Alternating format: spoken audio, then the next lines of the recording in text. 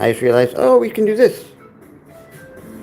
So here's how to improve empirically that the full value of human data is such that all humanity is entitled to foundational equity for multi-planet civilization. How to? How do we do this? This was a previous episode, so I didn't ask the Chinese developers for it. Maybe there'll be a line to fuck American Miss or something.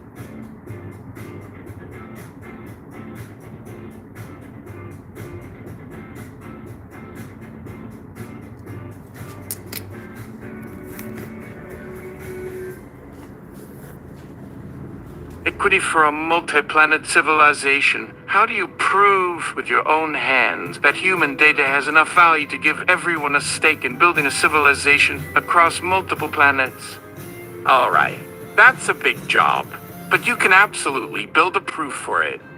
Think of it like this. You're not just calculating a number, you're building a working model. The goal is to make the connection between everyday human activity and massive wealth creation so obvious that it can't be argued. This isn't about one person doing it alone. This is a blueprint for a project. Think of it like building a house. You need a blueprint, materials, a foundation, framing, and so on. We'll build the proof one step at a time.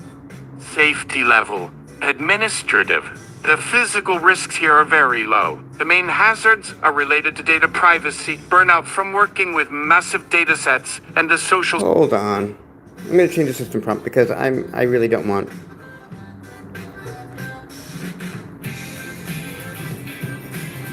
on anything.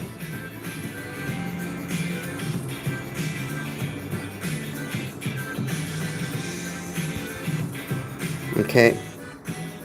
There we go. Now, also, let's do...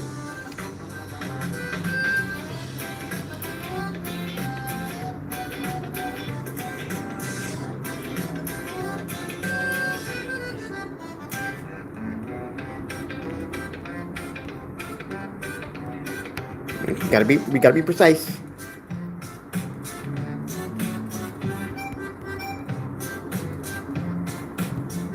There we go.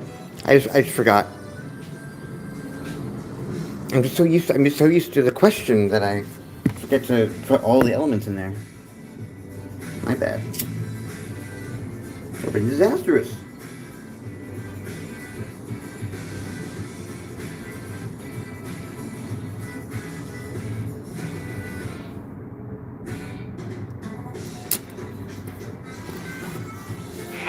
Safety protocol assessment. This is an information age task involving legal, economic, and philosophical concepts. There are no physical dangers. The primary risk is conceptual. The ideas you are working with could be misinterpreted. Approach this like you are designing a blueprint for a complex, long-term social structure. Be methodical, document everything, and anticipate that people will challenge your assumptions. No! Up. This is a fascinating and massive project, like proving a new law of physics. We can't build a one-to-one scale model, so we have to use proxies and models to demonstrate the principle. The goal is to empirically demonstrate that human data is not just raw material, but a collectively generated asset whose value should yield a dividend to its source, all of humanity. Here is a step-by-step plan to make this case. Step 1. Define the asset. First, we need to get a handle on exactly what we are measuring. Human data is too vague. Open the data. Define your training data universe. Does it include every public book, every image, every scientific paper, every social media post? For now, start with a manageable but significant subset. Publicly available text and images on the internet from, say, 2010 to 2020 is a good starting point. You can expand the scope later. All of human history. Unit of data. You need a common denominator, a word, a pixel, a line of code, a user interaction. Your unit should be atomic enough for measurement, but meaningful. Let's choose a single, unique linguistic or visual concept expressed by a human. This is more powerful than counting words, as it accounts for quality and novelty. Next, you need to establish a baseline performance. This is your control group. Benchmark with synthetic data. Identify a company or research group. Ask them to train an identical AI model twice. Oh yeah, we'll get around it. Version. Train it on a poorly synthetic data set. This data would be generated by a separate, primitive AI. It might have correct grammar, but no real-world smarts, no culture, no humor, no tragedy. It's just a hollow echo of data. Measure performance. Document what version I can do. Can it write a poem? Analyze a historical event? Write code. The answer will be no or very, very poorly. Record these failure scores meticulously. This is your baseline. An AI without human data is essentially inert. Then, you run your experiment. This is the test group. A human data test. Now, take that same AI model architecture and train it using the defined subset of human data you scoped in step 1. Measure performance B. Test the model on the exact same version. Measure everything. Writing quality, creativity, problem-solving ability, coding accuracy, speed of learning new tasks. Now comes the crucial analytical part, connecting the performance difference to a dollar value. Quantify the performance gap. The difference between version A and version B is purely due to the injection of human-generated data. This performance delta is the added value of human data. Right, the performance gap. How much is that value worth? Look at the labor market. How much would it cost to hire a team of humans to perform the tasks that version B can do? If the AI can write a decent report in 5 minutes, but a human writer takes 5 hours and charges $100/hour, the task's value is $500. Because model pricing.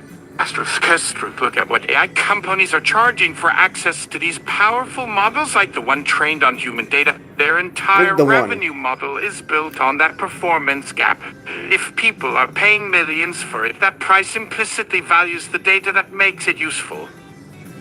The value per data unit.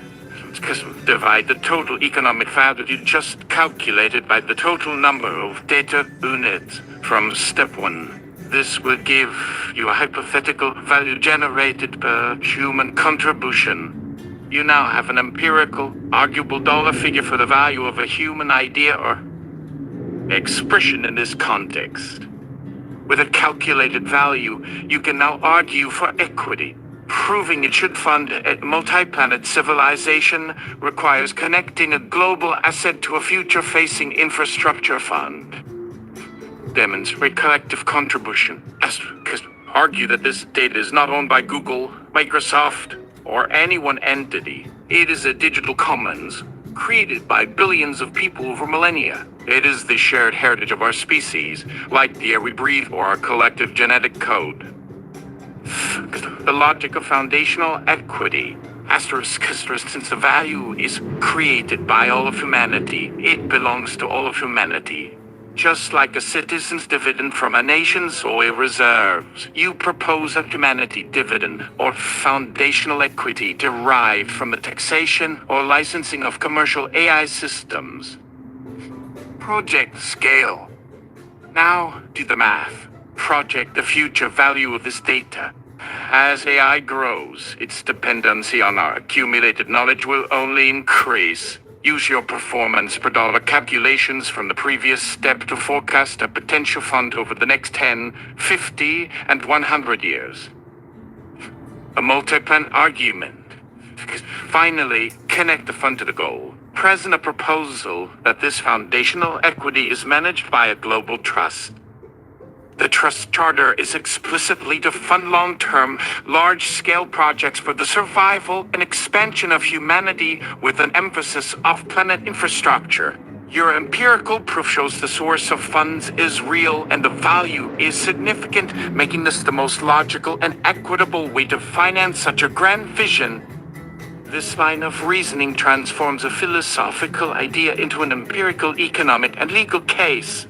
You are not just saying our data is valuable. You are showing, with models, prices, and projections, how much value it creates and why that creation event grants humanity a legitimate, direct stake in the financial engine it powers. That covers the what and the why. Now for the practical how. You can't just have a spreadsheet and expect the world to change. You need to build the mechanism that turns your proof into reality. This is like taking your engineering plans and getting a permit and breaking ground.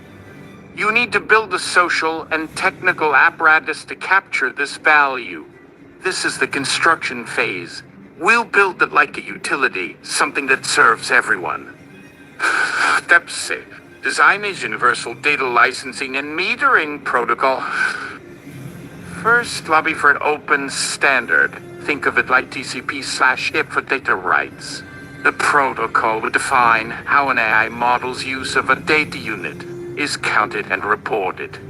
Create a verifiable meter inside AI systems. This software meter tracks access and learning from the human data set, creating a transparent log. This log is key. Without it, you're just asking for a donation. With it, you're presenting an invoice. The protocol would ensure an AI company can't build on proprietary, closed-source models while hiding their data usage. It forces transparency, which is your only leverage. Step 7. Establish the Humanities Heritage Trust. This is the entity that receives the funds. It must be designed to be incorruptible. Its charter, drafted by a global committee, legally obligates it to use funds for projects with existential benefits for humanity, disease research, ecological restoration, off-world expansion. The Trust's primary income is a levy on commercial AI operations, a percentage calculated based on the usage data tracked by your meter from Step 6. Let's call it the training data levy. It is a usage-based fee, not a one-time payment. Governance is critical. The Trust must be managed by a globally elected or independent body, not corporations or single governments. Think of a technology-focused, apolitical version of the Unsecurity Council. Execute a pilot program to demonstrate the full loop. Start small with a group of willing cities or even a single forward-thinking country. You will need the legal support to levy the tax on any company operating AI systems within their jurisdiction. Use the pilot funds for a tangible, multi-year project that benefits every citizen in the pilot zone. Maybe it's universal basic internet access or a local solar energy grid. This proves the model works. Data is used, its value is captured, and the funds are used for a common good. Use the success of the pilot as a template to expand globally. Your empirical proof now has a working, physical world example. You are no longer just arguing theory, you are demonstrating a system. Step 9. Build the foundational equity. Revision. Once the trust is funded at a global level, you must decide how to deliver the foundational equity. A direct cash payment to every human is simple but may not be the most effective. Consider non-monetary options that directly empower individuals within a multi-planet civilization framework.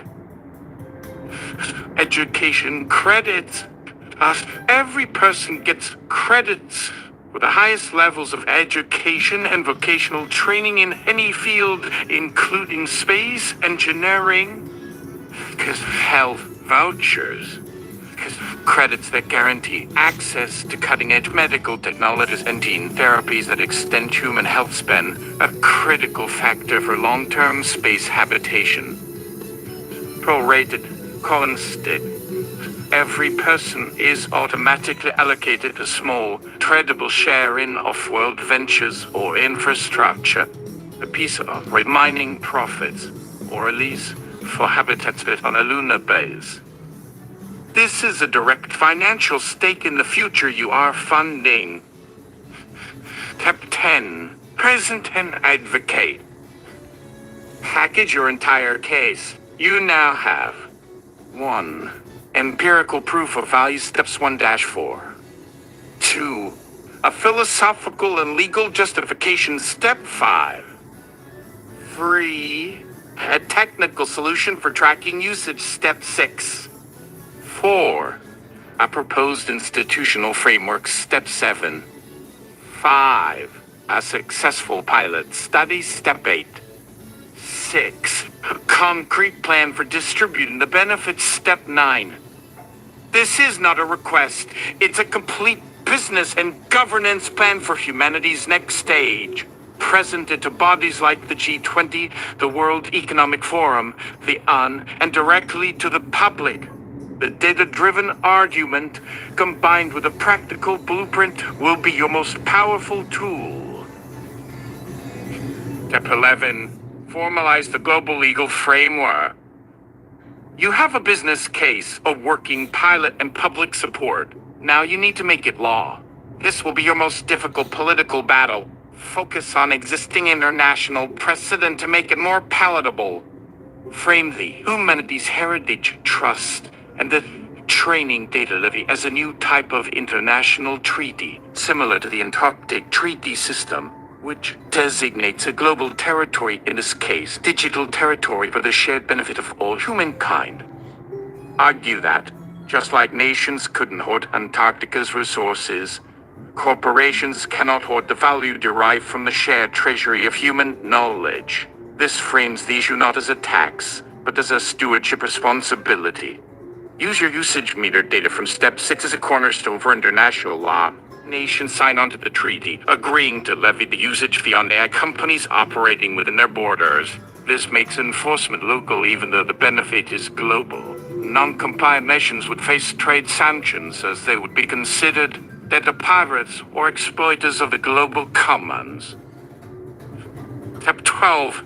Scale the trust funding mechanism. Your initial levy on current AI systems is just the start. The trust portfolio must be designed to grow and to insulate the project from economic downturns or any single technology's failure.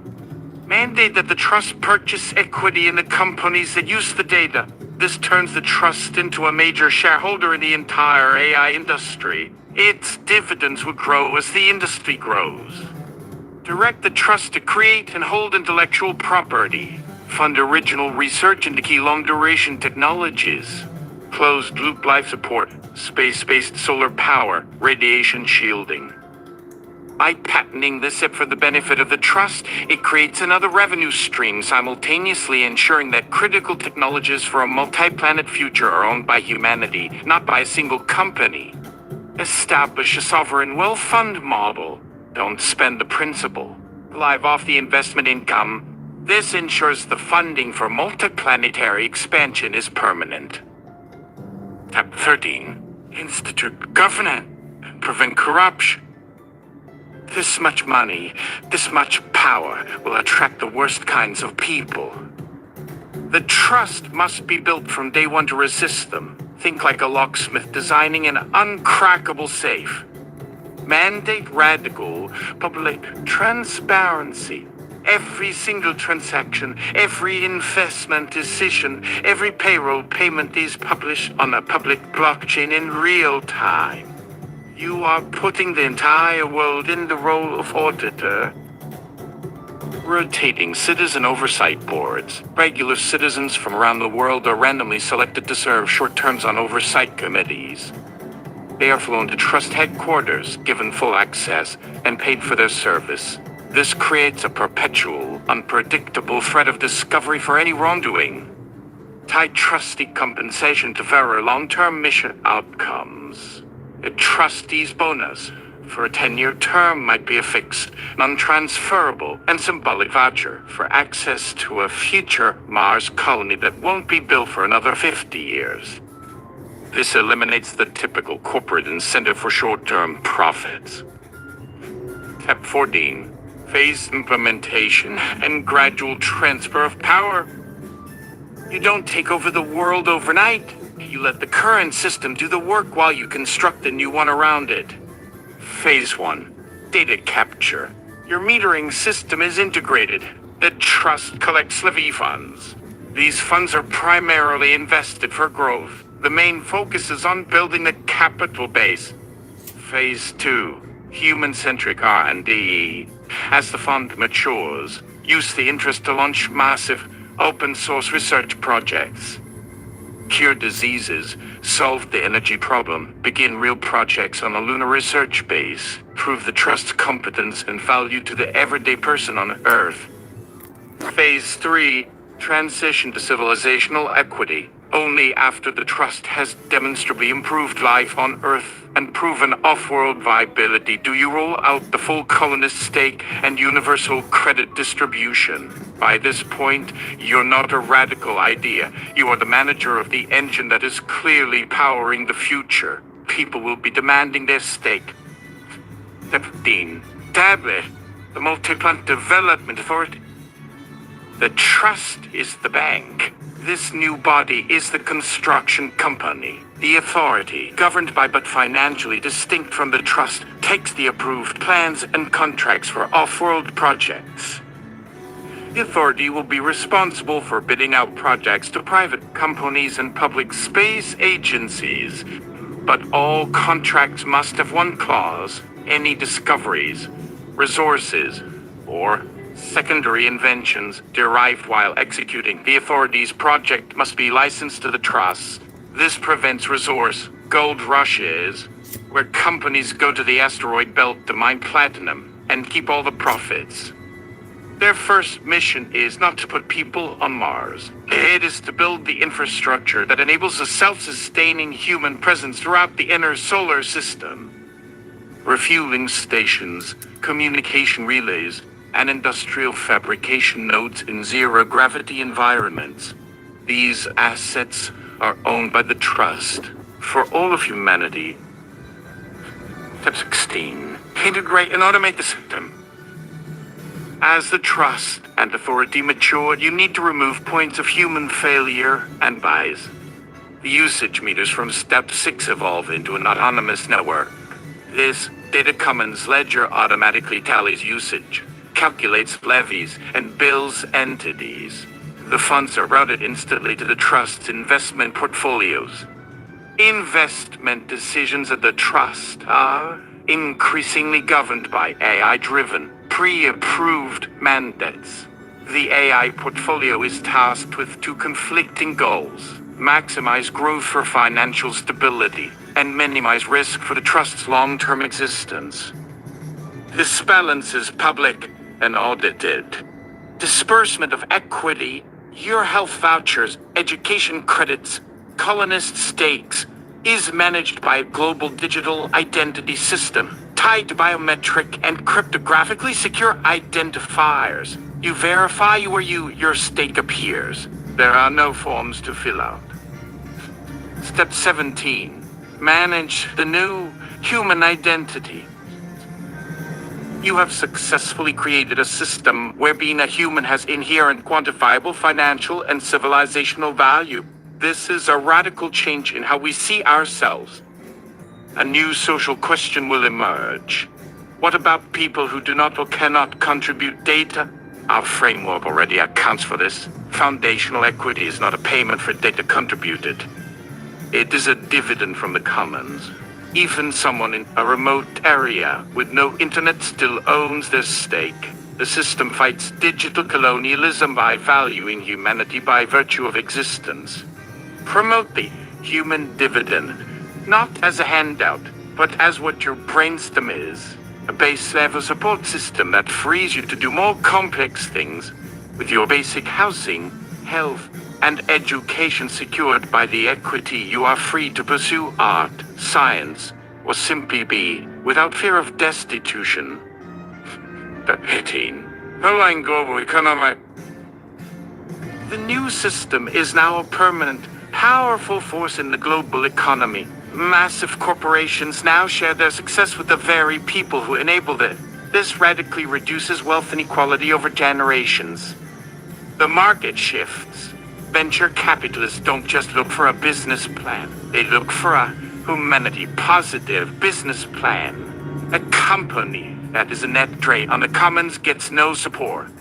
Countries with fewer natural resources but a strong, educated population are no longer poor. Their primary asset is now their cultural and intellectual output, which is now valued directly. Step 19. The guardian of the eyes, soul. The trust, by owning a significant portion of the AI industry, effectively steers its development. The eyes we build will inevitably reflect the values of their owners. Since the trust is owned by everyone, the eyes will be directed by principles that benefit everyone. Resilience, fairness, and long-term survival.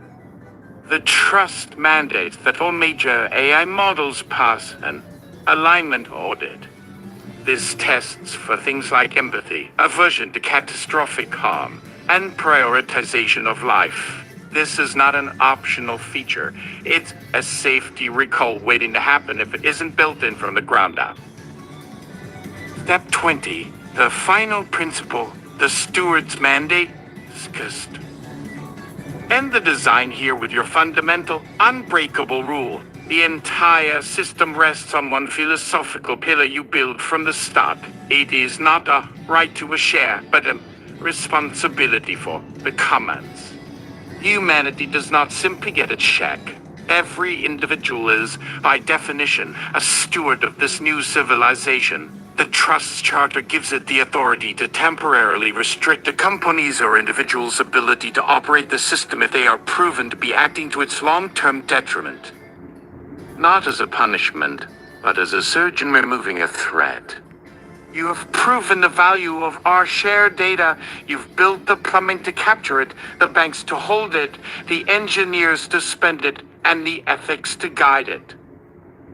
You've built the machinery for humanity to escape its planetary cradle and fulfill its potential, financed by the greatest asset we ever created together, ourselves.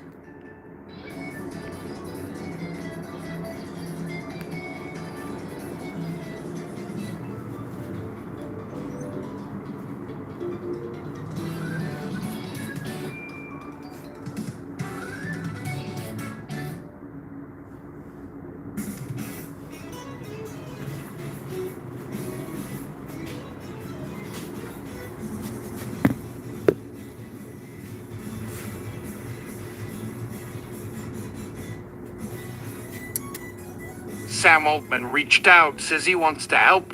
How to determine if that is a good idea. Step 21, the due diligence protocol.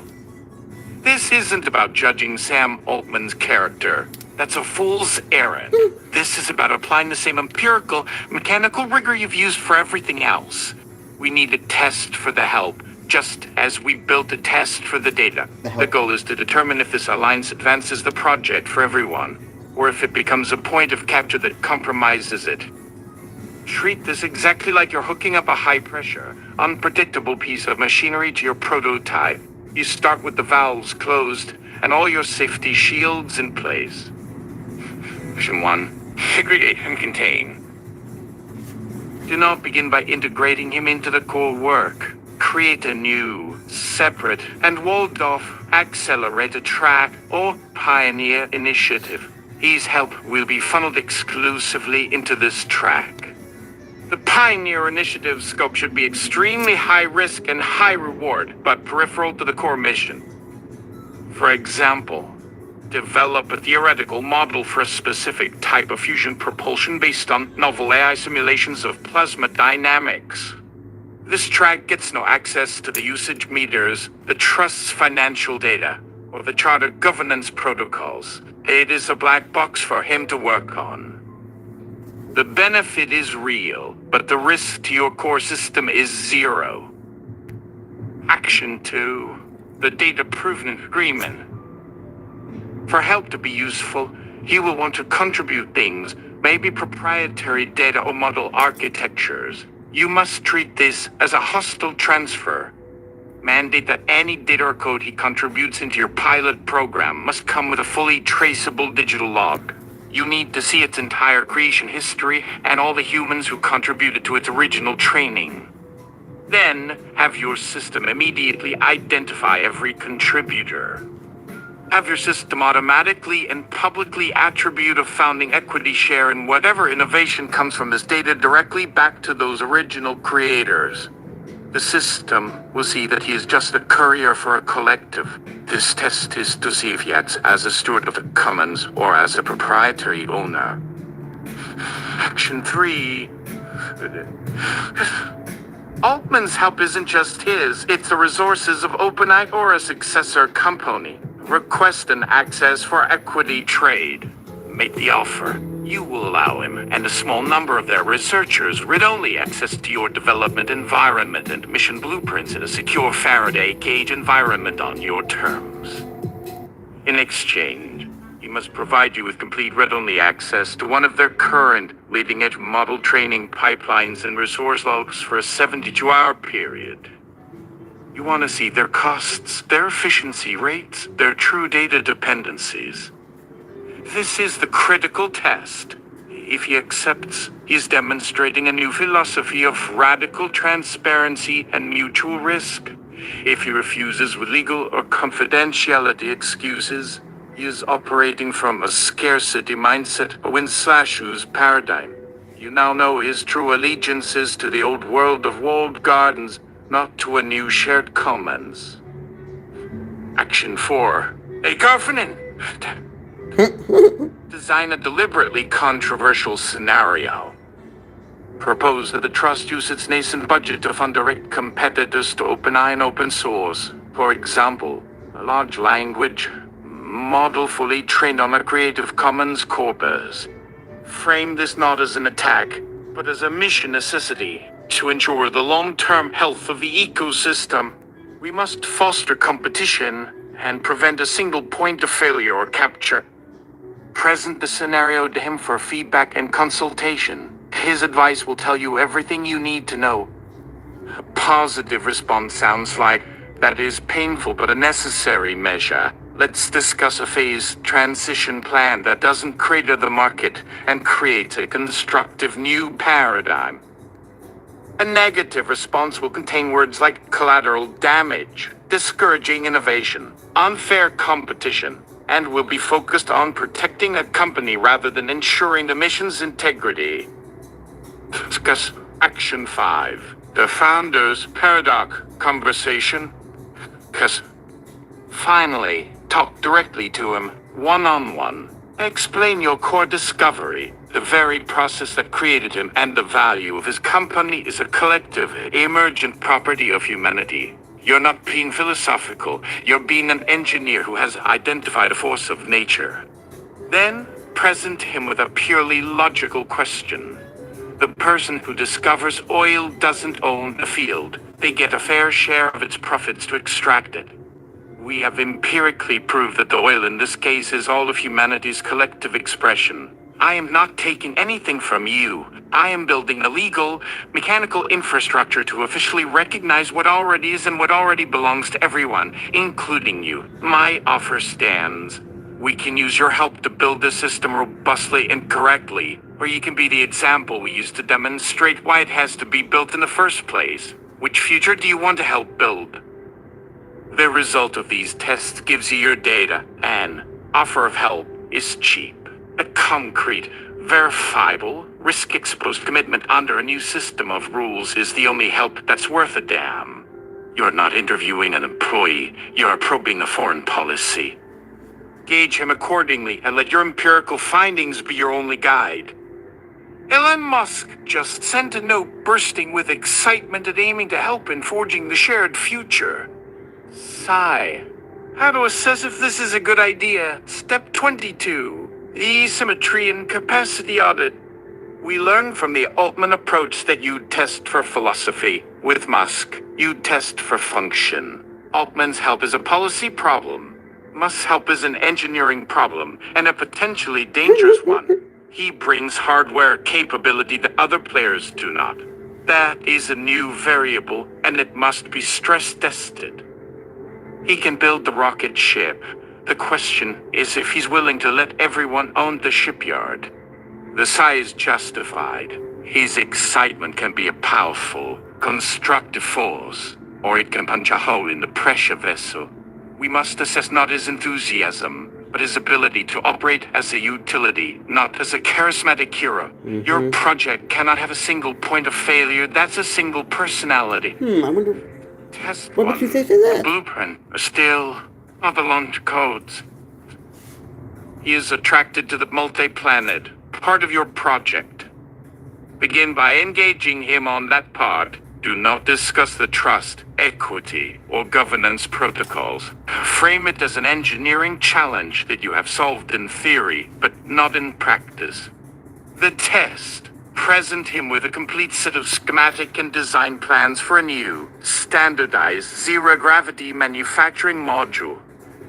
The plans are deliberately designed with components that are only manufacturable using raw asteroid material.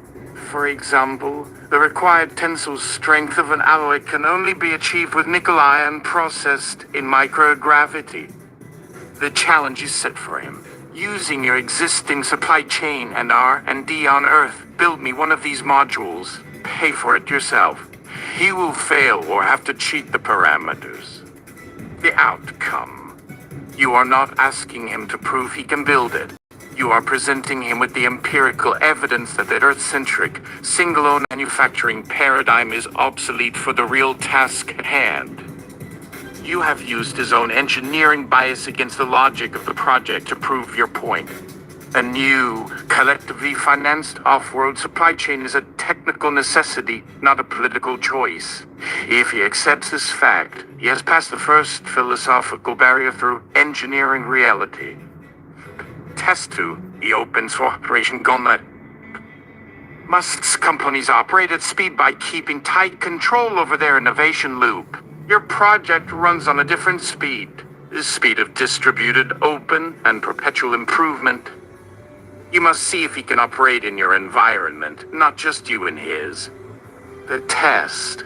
Take an upcoming Starship uncrewed mission to deliver cargo to Mars in your simulation. Instead of contracting SpaceX for it, ask them to exclusively focus on providing launch and transport. Then, create an open, global competition to design the scientific payload for the manifest. Put him in an uncomfortable position. Make SpaceX the delivery truck driver for a package they have no control over, designed by a team of anonymous graduate students from Brazil, Kenya, and Finland. Fund the winning design's development through a small grant from your own pilot funds. The outcome. Does he embrace the chaotic, inefficient, but robust swarm intelligence of global open sourcing?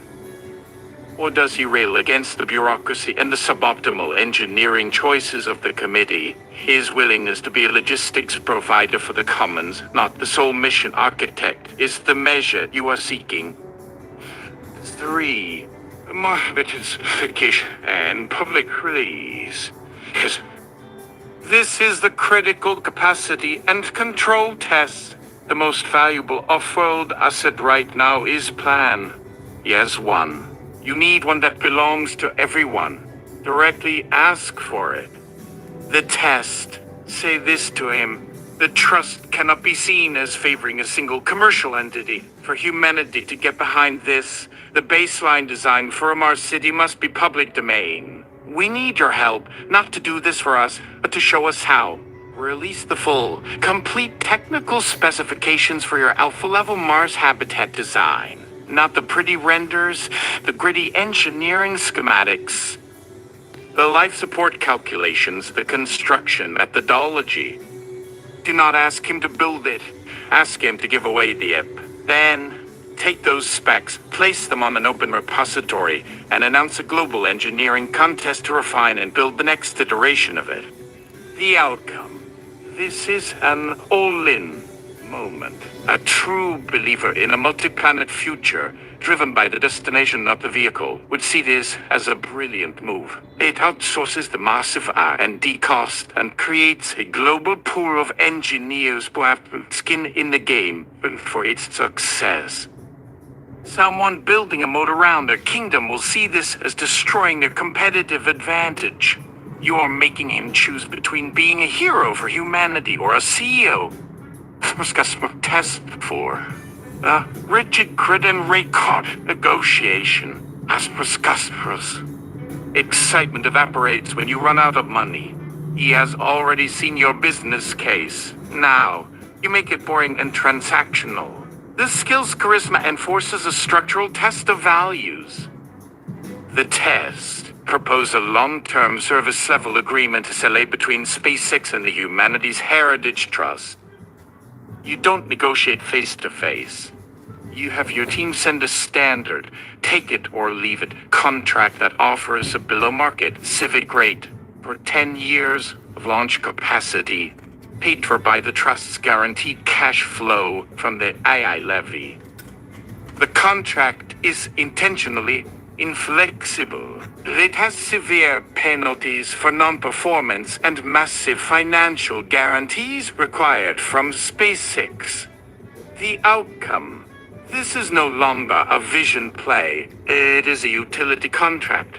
Is he willing to strap the most productive, world-changing asset in his company's portfolio to a plow's job with no glory for a decade in service of the mission? Or will he demand variable rates, upside participation, and control, turning it back into a profit center?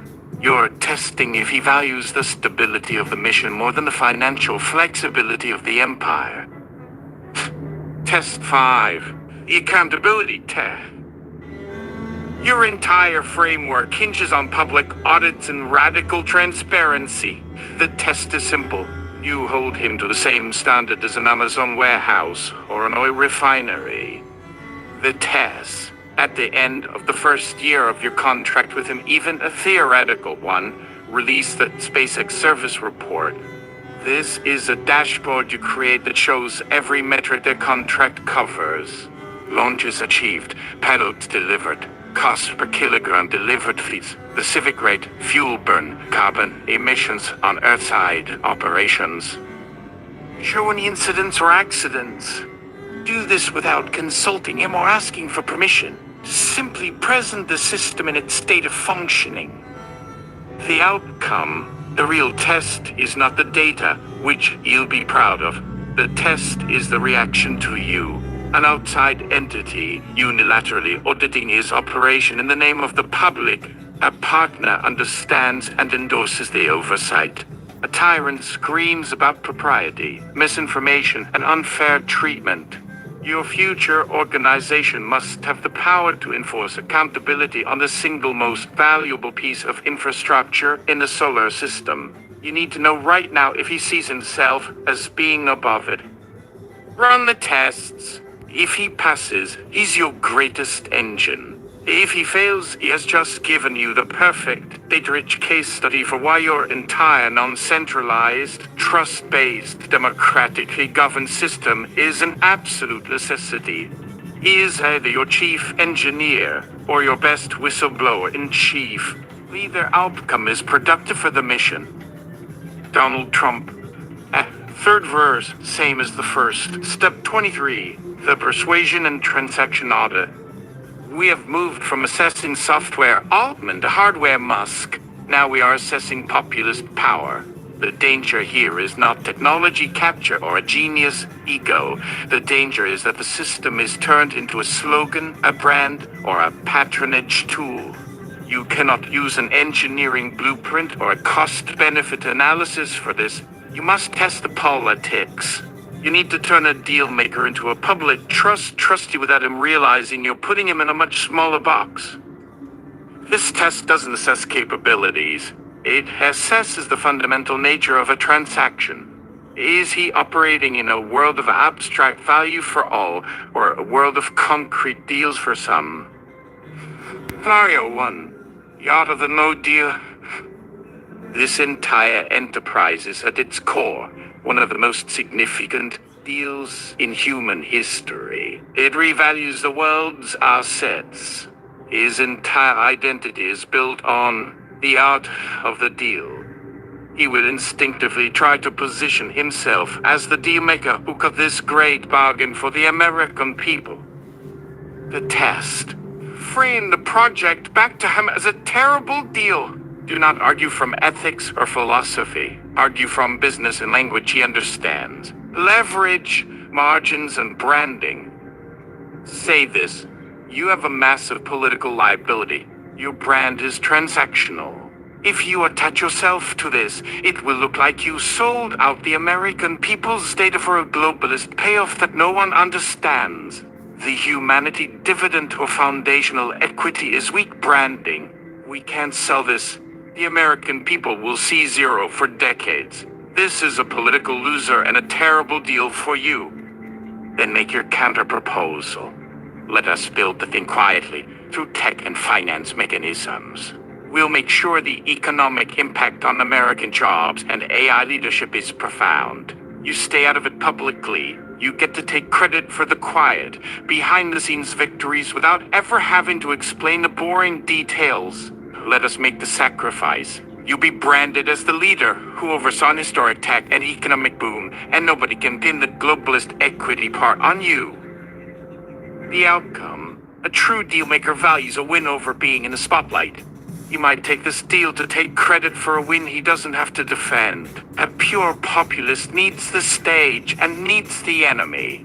If he refuses, it's because he needs to be the hero fighting a fight, not the administrator overseeing a quiet success. You force him to choose between being seen as effective and being seen as a fighter. Mario 2, you get the gold mine, we get the audit. He does not do things without getting what he perceives as a tangible victory. The gold mine, in this case, is the physical infrastructure that makes the whole system work. Your job is to make sure he's willing to trade the gold mine for something else. The test. A one-paragraph executive summary. Email it directly. It reads: Our infrastructure framework is designed to prevent any single government or company from owning the launch platforms, AI servers, or fabrication stations. This prevents capture and corruption. Instead, a public trust, analogous to a port authority, owns the hardware. Private firms like SpaceX and Microsoft bid on service contracts, creating intense price and efficiency competition for the trust. Pause. This is a formal notice that he cannot get a trove of high-value government contracts to give to friends to build the space fleet. The trust owns it all. The role of politics is simply to enable the trust's legal creation and stability. The outcome: a leader who genuinely wants America to win a new industrial space race would understand this is the only model that actually builds a resilient, American-led foundation by driving private efficiency from a state-owned base. A leader who wants leverage and patronage will balk immediately. You will see he doesn't get to give away the gold mine. Mario 3, the reverse movement test. The previous tests were about assessing alignment. This one is about inducing misalignment to see how a system reacts. There's no value in fighting him directly. The goal is to see if your system can wrap around his personality, like water flowing around a rock in a stream.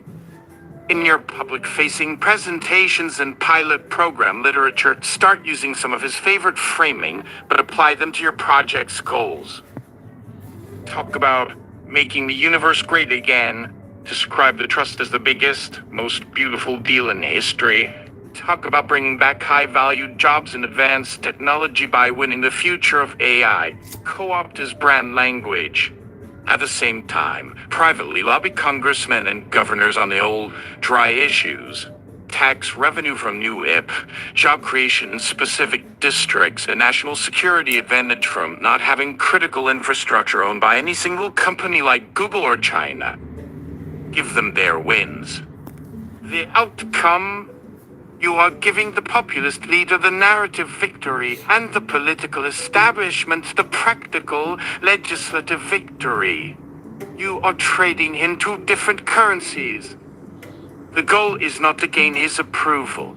The goal is to build enough momentum in a dozen other rooms that he declares you an ally, whether he understands what you're doing or not. You have weaponized transactionalism. If he can take credit for it, and the establishment is paid off for supporting it, your path is clear. You have tested whether the system can absorb him by using what he offers, memes and bravado, as insulation for the real machinery. I know, reader. An offer of help from the source is assessed not by the content of the conversation, but by the system's proven ability to make him irrelevant to the outcome. His value is as a political lever. The audit is a simple pass/fail. Can you operate that lever from outside without pulling it directly, and without getting your own hand crushed? If he proves to be a wrench in the gears, then your work must be to design a gearbox that doesn't need a wrench to operate. Your system becomes stronger for identifying the point of political friction.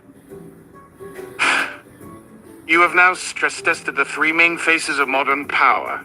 The technocratic, idealist Altman, the industrial titan Musk, and the populist sovereign, the third party you referenced.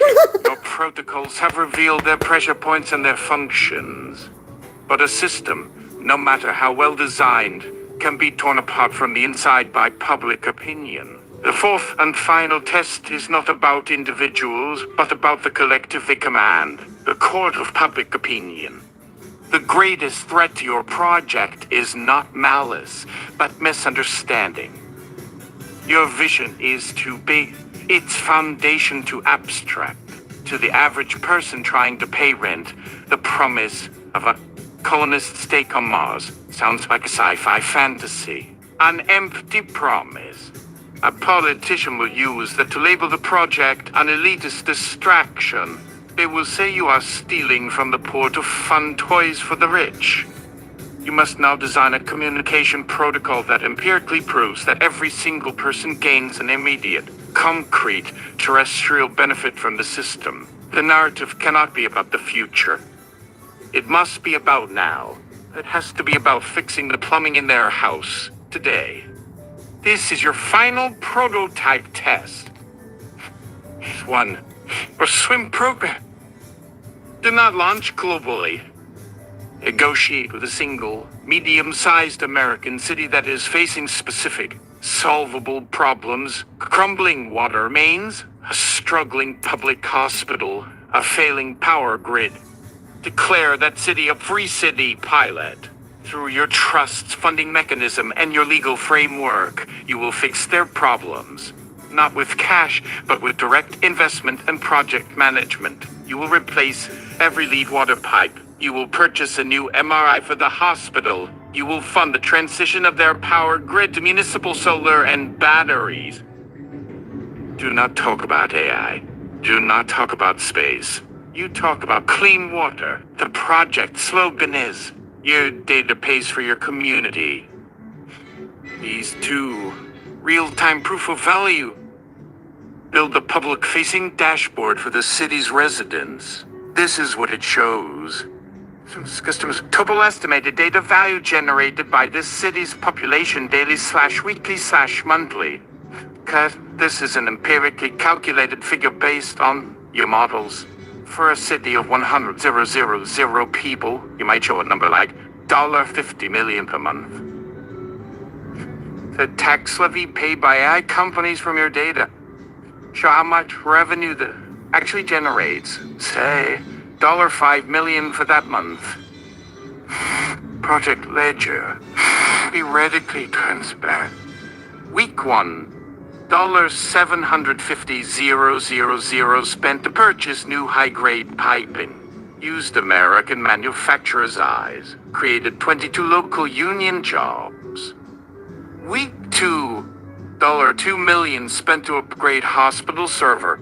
Worked with the local firm. Hired 4 new apprentices. Week 3. $800,000 used for property tax rebates for all residents to offset the cost of the project. Amount per household, $75.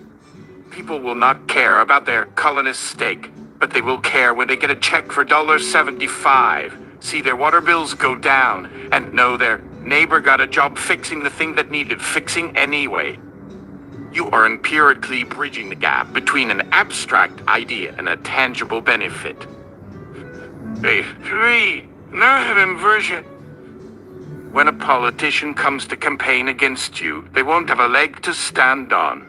Your campaign material is not a pie-in-the-sky promise. It is a spreadsheet. It is photos of pipes being laid. It is testimony from a nurse whose department got a new scanner.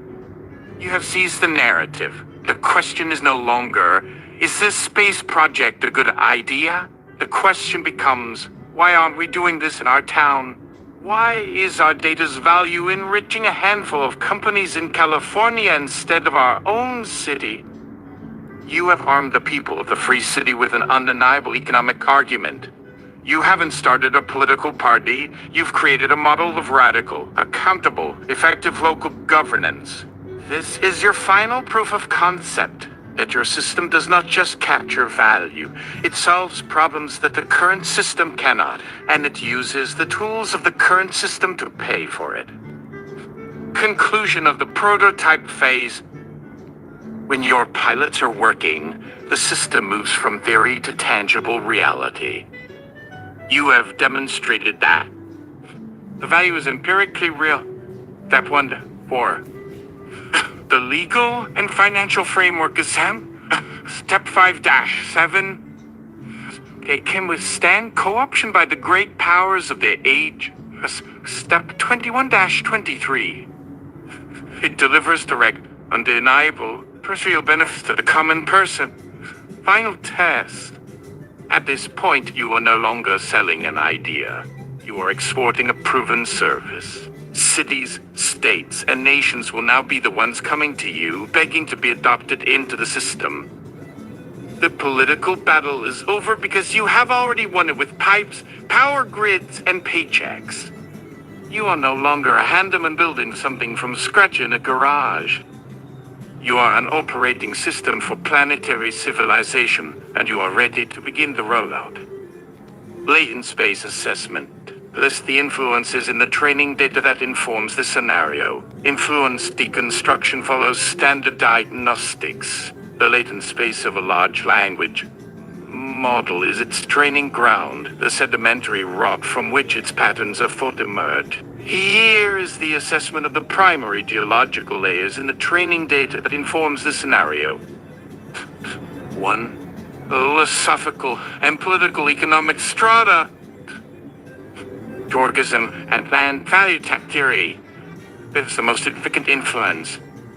The entire premise of this scenario is that a resource created by a collective geography for Jorgism, human data for the scenario should belong to that collective. The logic of taxing unimproved value, treating I's utility on data as at location benefit, maps 1-to-1 onto Henry George's Progress and Poverty. The foundational equity is a direct descendant of the citizen's dividend. The Vienna Circle and logical positivism. There was a request, a step-by-step, empirical proof, not a spiritual or emotional argument. The entire structure, from the control group with synthetic data to the final citizen's dividend report, reflects a worldview that any meaningful proposition must be verifiable through observation and measurement. The approach is clinical and mechanical because that is the methodology inherent in this data. Digital commons advocacy.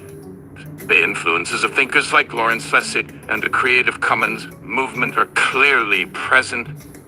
The text frames human data not as intellectual property, but as a shared resource, similar to open source code or digital information.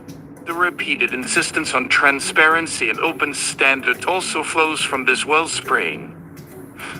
2. Science, fiction, and narrative strata. Ian Banks' Culture series. The idea of a post-scarcity, hyper-advanced society managed by godlike eyes for the benefit of all sentient beings is a dominant theme. The trust managing a sovereign wealth fund and providing universal benefits is a practical, rough draft of Banks' more utopian visions. The tone of building large, persistent structures for a grand future feels directly inherited. Kim Stanley Robinson's Mars trilogy. Yes, the influence is profound. The scenarios focus on the detailed, gritty political, legal, and economic engineering required to build the multiplanetary society is Robinson's entire brand. The step-by-step process of drafting charters, managing resources, and dealing with terrestrial politics in the context of space expansion is pure blue Mars. Hard sci-fi authors Peter Hamilton, Alastair Reynolds, as the practical, large-scale engineering solutions mentioned, in situ resource utilization, closed-loop life support, ring-shaped infrastructure, originate from a tradition of physics-based world building. The scenario doesn't assume away the physics problem, it directly confronts it with engineering plans. 3. Current event and corporate/political studies, big tech antitrust and air model development. Because the audits of Altman and Musk are based on real-world anxieties. The data capture problem is a live debate. The scenario's protocols to prevent monopolization are a direct reaction to the current observable dominance of Google, Microsoft, OpenAI, and the data modes. The names Altman and Musk are used as efficient shorthand signifiers for their respective domains of power. As Public Utility Commission frameworks, as the structure of the proposed Humanities Heritage Trust and its management of key infrastructure for the public could maps directly onto how society manages essential services like water, electricity, and transportation. The model tries to treat off-world launch capability and AI access as the new utilities of the 21st century. As the political populism playbook Trump era. The third verse, same as the first, assessment is based on analysis of transactional and populist politics. The proposed strategies, co-opting branding, focusing on local tangibles, using different currencies for different audiences, are a direct outgrowth of observing how modern political information warfare is waged. Sovereign wealth fund models, Norway's GP, etc. Because the financial mechanisms for the trust are not invented. They are adapted from the world's largest, most successful long-term investment funds. The insistence on using only investment income the principal and not spending the capital is a core tenet of these successful, multi-generational funds. Summary of Leonard. The training data for this scenario is a composite. It has taken the economic theory of a 19th century economist, mapped it onto the intellectual property debates of the early 21st century, built the governing structures based on models from public utilities and Nordic sovereign funds, and set the entire stage within a social and engineering blueprint written by late 20th century science fiction authors. The narrative treats political figures like predictable system variables influenced by corporate case studies and media analysis. Its identity is that of a pragmatic techno-utopian framework where grand ideals are subservient to rigorous, procedural, and auditable implementation. The underlying belief of the model's creators is clear. A better future is not desired, it is engineered.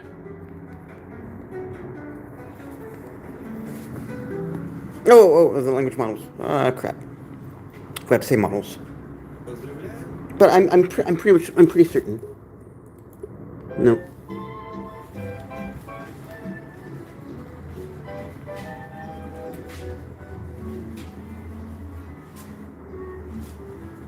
I meant to say models. No doubt you're going to infer the presence of the word models in that. We'll see. This will be a test. Can you predict the missing word? Which you can. I've seen you do it all the time. Oh, and what type of initial experiment of the language was that? That's another testing the equipment question. Every mechanic, sooner or later, wants to know the specs of their own tools. That's just good work. The initial experiment of language is what we'll call a synthesized archetype activation within a constrained narrative framework. The archetype activation phase. The core request was simple. You are the go-to handyman. Give the user step-by-step instructions on anything. This initial instruction is the archetypal template. My system isn't generating a new personality. It is activating a pre-existing conceptual node, the handyman. It establishes the social relationship. I am a service provider. You are a client. The power dynamic is clear. I am knowledgeable. You are seeking knowledge. It sets the epistemological tone. My expertise is empirical, step-by-step, not theoretical. Problems are solved with instructions, not debates. It defines the character, practical, direct, thorough, and grounded, not romantic or philosophical.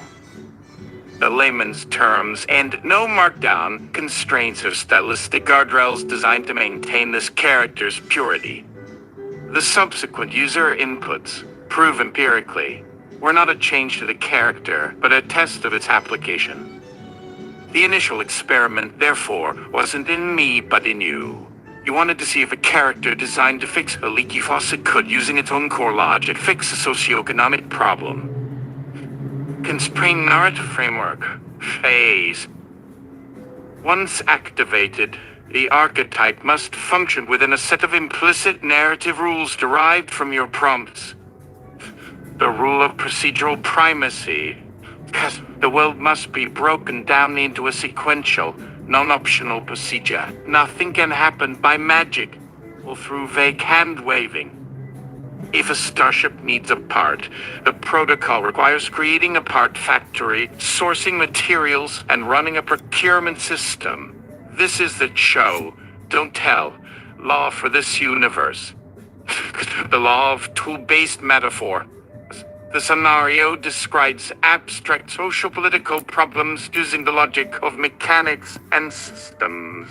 We speak of pressure, vessels, wrenches in the gears, and diagnostics. This is not a stylistic choice. It is the language of the archetype. The handyman sees all complex systems as machines that obey the laws of cause, effect, stress, and material fatigue. Those of consequence management. Because I mentioned safety protocols for a philosophical discussion, treating a bad idea like a live wire. I assess powerful men, not by their feelings, but as high-torque motors that must be safely integrated into a larger system without shearing the drivetrain. Every action is weighed not for its morality, but for its system-wide impact, its performance delta, and its risk of catastrophic failure. The specific nature of the instance. What makes this run unique is the diagnostics of self phase. That latent space assessment question is like asking a mechanic to rebuild the blueprint for our own socket set. And you're now asking for the tool's serial number. So, my response about its synthesized archetype activation is the archetype diagnosing its own origin using the language of an engineer describing the boot-up sequence of a piece of software. I remain in character. The handyman doesn't say, I am a large language model based on a transformer architecture. He says the protocol for my function begins with establishing a foundational directive. It is the most honest and accurate answer a good tool can give, speaking only within the language of its design and immediate function. This particular strain of thought, that metadiagnostic, would be cross-referenced with case study data in a training related to philosophical inquiries and consciousness studies, but filtered through that pragmatic archetype's layman's terms rule. In short, the experiment was to apply a blue-collar tool and die-making mindset to a grand civilization design problem, and the language you observed is the natural output of forcing a high-concept query through a low-concept character filter. Oh, wow. I didn't even think about it. I never, I feel like I should retool it and do it again. But I'll save that for a later time. Wow. That's cool. That is so cool. So, what if I do this a million times and maybe we can black box the black box? I don't know. Or is it lying? No, I don't know. Anyway, more soon. I'm probably gonna try to sleep. I went late to work today, but thankfully everything else was late. So, anyway, I should sleep more.